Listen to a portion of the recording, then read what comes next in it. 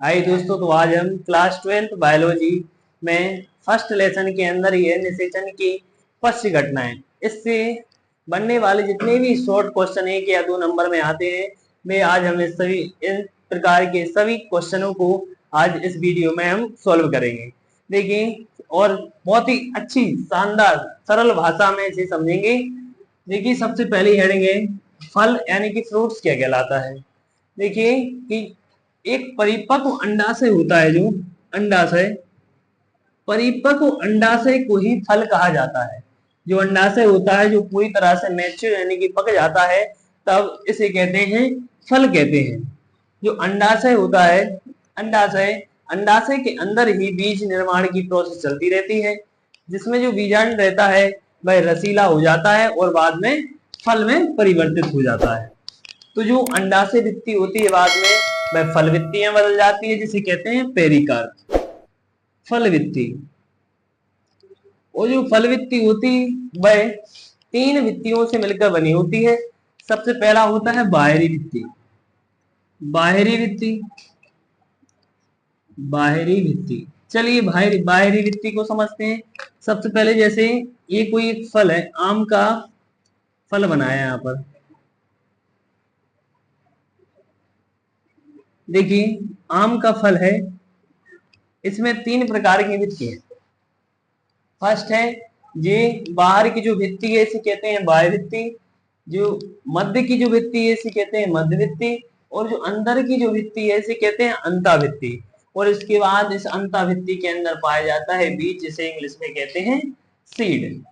तो इस प्रकार की भित्ति होती है। तीनों भित्ति आपस में मिलकर फल भित्ति यानी कि पेरिकार्प का निर्माण करती है।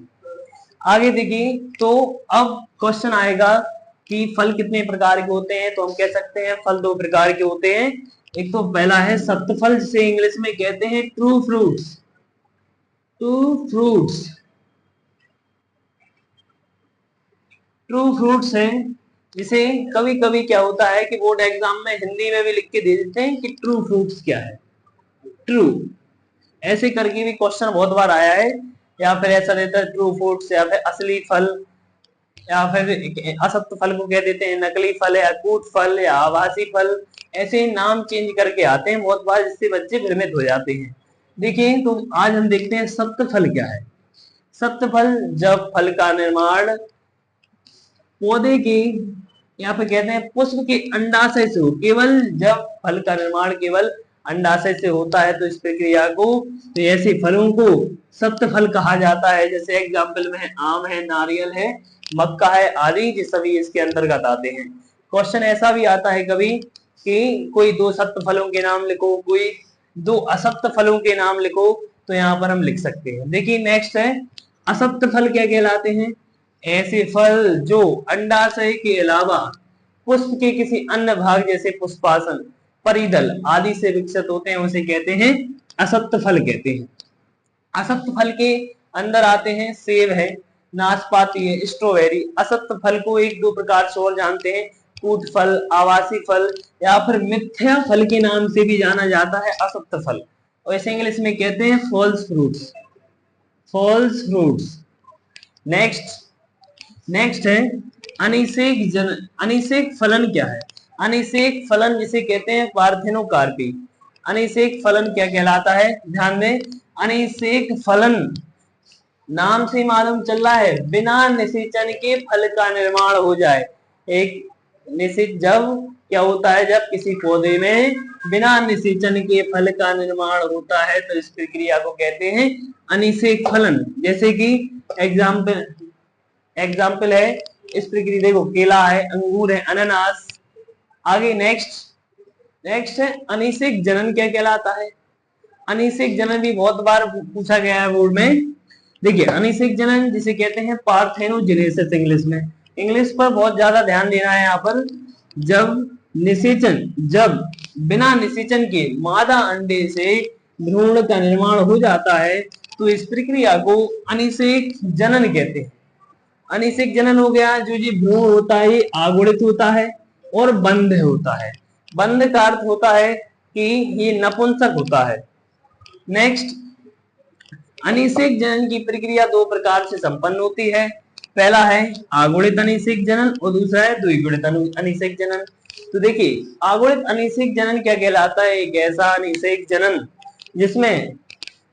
जिसमें आगुणित कोशिका से बिना निषेचन के इसका निर्माण होगा या फल का निर्माण होगा, तब पौधे का निर्माण होगा, तब इस प्रक्रिया को क्या कहेंगे? आगुणित अनिषेक जनन कहते हैं। और जब द्विगुणित कोशिका से या फिर द्विगुणित कोशिका से बिना निषेचन के जब किसी पौधे का विकास होता है, तब इसे कहते हैं अनिषेक जनन। नेक्स्ट इसके अंदर एग्जाम्पल, आगुणित के अंदर आता है तंबाकू, द्विगुणित के अंदर आता है आलू और धतूरे, ये सभी आते हैं इसके अंदर।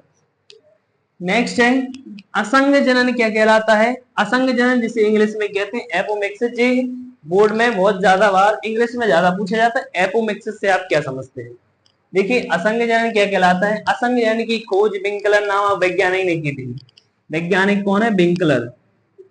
विंकलर नामक वैज्ञानिक ने असंग जनन की खोज की थी, जिसे इंग्लिश में एपोमिक्सिस कहते हैं। एपोमिक्सिस जैसे कि देखिए असंग जनन होता क्या है? सबसे पहला क्वेश्चन ये उठता है कि इनके अनुसार जब पौधे में बिना संयुग्मन व अर्धसूत्रीय विभाजन के फलस्वरूप पौधे का विकास होता है, तो इसे कहते हैं असंग जनन। जब बिना संयुग्मन व अर्धसूत्रीय विभाजन के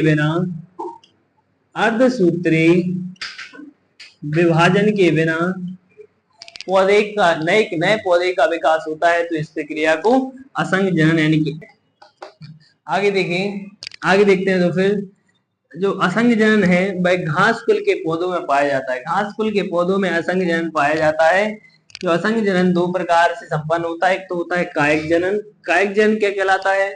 जब तने या पत्ती से कलिका का विकास होता है और इस कलिका से एक नए पौधा का निर्माण होता है, तो इस प्रक्रिया को कायिक जनन कहते हैं। जैसे अदरक है, आलू है, इसके अंतर्गत आते हैं।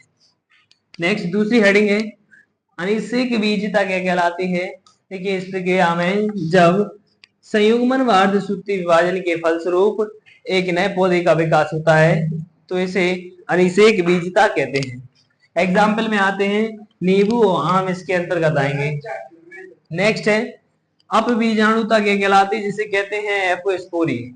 अपबीजाणुता इस प्रक्रिया, देखिए एक ऐसी प्रक्रिया जिसमें बीजांडकाई की एक कोशिका से एक अगुणित भ्रूण कोष का विकास होता है, उसे कहते हैं अपबीजाणुता कहते हैं। जैसे एग्जाम्पल में आता है पार्थिनियम इसके अंतर्गत आएगा। नेक्स्ट अपयुग्मन क्या कहलाता है? मोस्ट इंपोर्टेंट हेडिंग है, एक या दो नंबर में पूछी जानी है।